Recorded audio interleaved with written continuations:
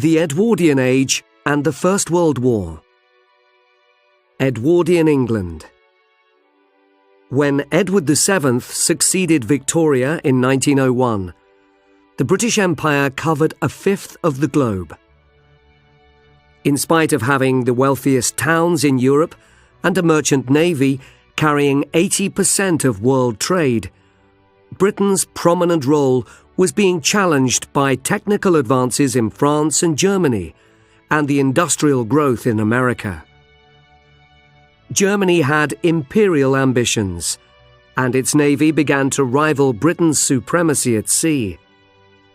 There was a new alignment of European countries. Britain signed an Entente Cordiale with France in 1904, and also aligned with Russia. Germany was allied to Austria and Italy. In Britain, the Labour Party was founded in 1906. The general election that year was won by the Liberal Party. This period marked the beginning of the welfare state. The Chancellor of the Exchequer, David Lloyd George, brought in an old age pension, as well as free meals and regular medical inspections in schools. Minimum wages were fixed, and free medical treatment and sickness benefits were introduced.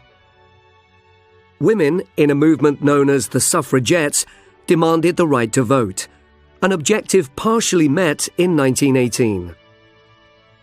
In 1910, Edward VII died and was succeeded by his son George V.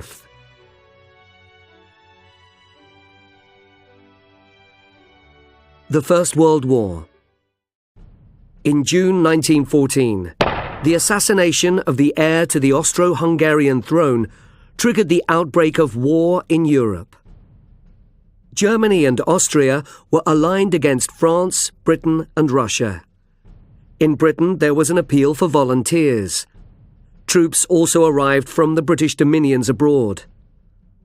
Britain relied on these volunteers until 1916, when conscription began. While England was engaged in Europe, the Irish renewed their fight for independence. In April 1916, there was a rebellion in Dublin, the so-called Easter Rising. It was brutally repressed and led to the growth of the Irish Republican Party, Sinn Féin. In 1917, after the Bolshevik Revolution in Russia, the bombing of London, and the horrors of trench warfare, the United States came to Britain's aid. The Americans helped turn the war in favor of the Allies.